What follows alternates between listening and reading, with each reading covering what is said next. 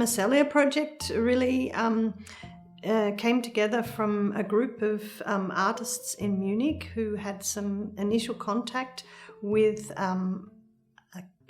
Diana Popova, who's a Latvian curator who came to Munich to do a project. And she brought some work from Latvian artists into a show and we participated.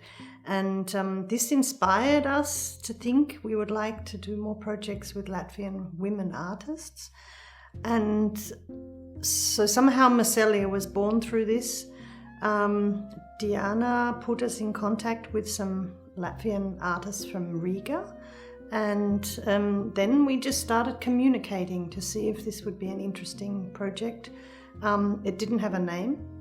And after some time, we started to think about the idea of networking. What is it? And imagining a forest and all this sort of network of underlying things in the forest, where sometimes mushrooms pop up here and there, and this idea of the Mycel came out. And this Mycel, we imagined, could be, because it's a real thing and it's under the whole of the earth, and there's Mycels can pop up anywhere.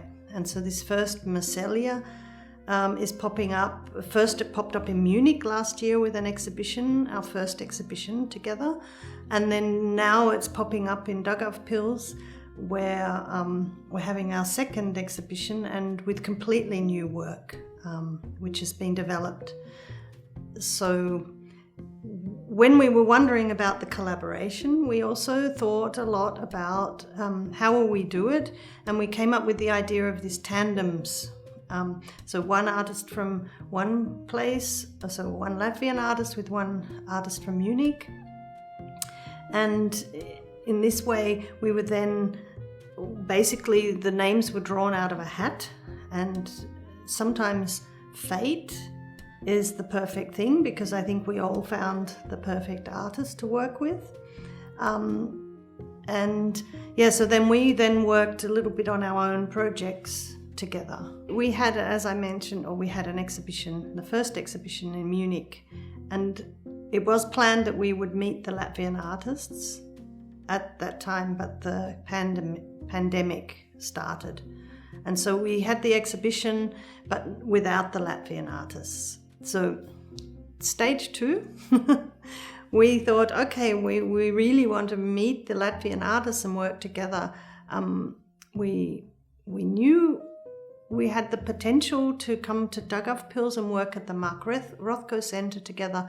And we really thought it wouldn't make sense just to come here and in January and put up a show. We really wanted to experience more of Latvia and the Latvian artists' environment, to have more understanding of each other. So we proposed to come in summer for an artist residency, 1 week, and meet each other and discuss ideas and understand more about Latvia and Daugavpils and the centre and everything. And that was a really important aspect of this exhibition that we're seeing now. We could locate a lot of the installations, the photographic installations, in an environment which has an understanding, which people are familiar with here, and maybe that will help them into the ideas in the works. And also we had an opportunity to explore the material culture, like the woods and the forests, and just have a sense of the historical aspects of the fort itself and the city, and also the culture here. And I think these things have come into this new collaborations between all the different artists, from what I see. This exhibition that we're seeing now, we were all really surprised about the size of the rooms here. and that was inspirational and also frightening, let's say. And but then it made everyone think a little bit about being more experimental with their projects and maybe doing something that in other places you may not have an opportunity. Particularly, often you don't have the professional lighting and all these things that make up the experience of having an exhibition here. So we now have all worked on our pieces and not potentially seen them finished until we got here. So this was a lot of work in progress, and then installation was the real the real moment where we saw the works come together. And we'd spoken with each other about what each one was doing and maybe seen some little illustrations, but to see each tandem's work come together in this space, and also the relationships, not just between the tandems, but between the other artists' work with another tandem. It's a lot of shapes and forms and colours and things that just we didn't talk about, which have come out in this exhibition, making it quite holistic and very strong, I think, about female power and creativity, this exhibition. My work is called Wishing on the Wind, and it's a work that developed very slowly after the residency, but it was pretty much a the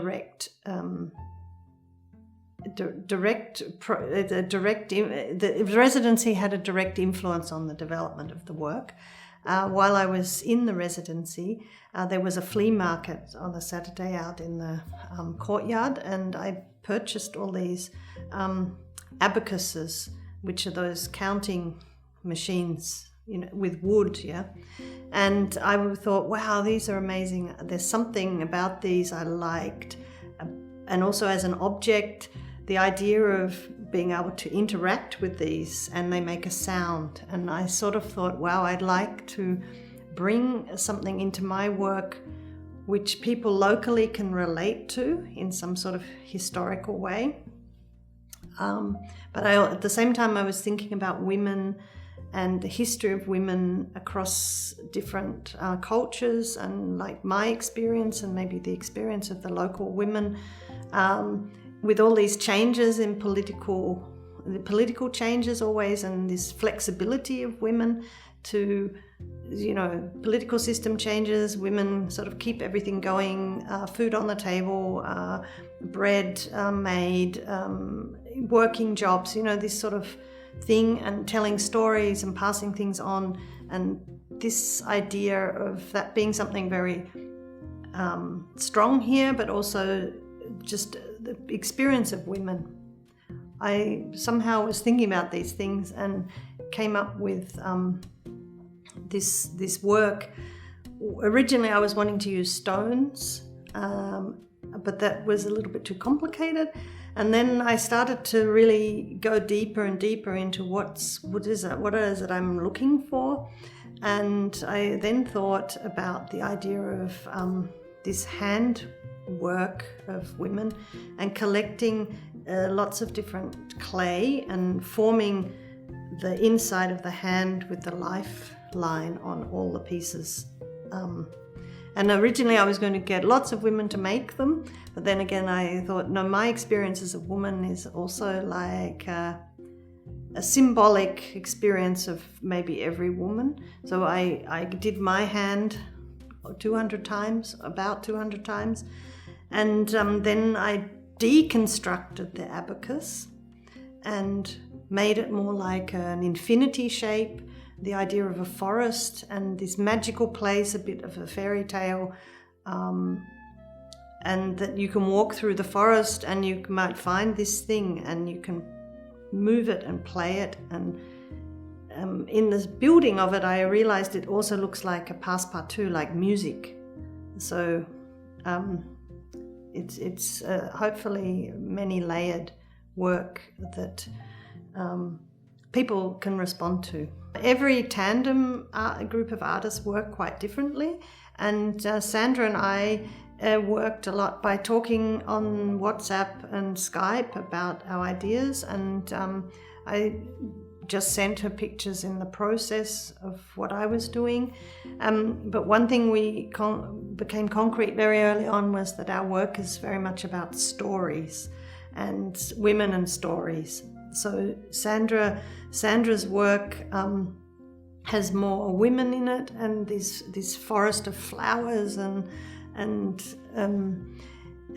yeah, so this was something that came out, but we didn't really influence each other, and in the sense of saying what would be the work.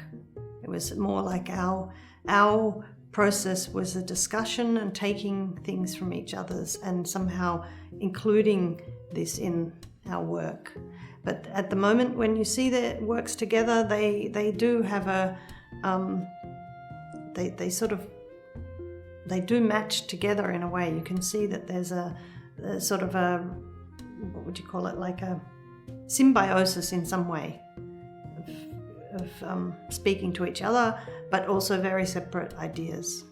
I would ask visitors to take a little bit of time with each installation and walk around and not just view it like a picture from the corridor, but most of the installations invite you into the space, and that I would ask the visitors to maybe spend a little bit of time, and with my work people can touch it carefully and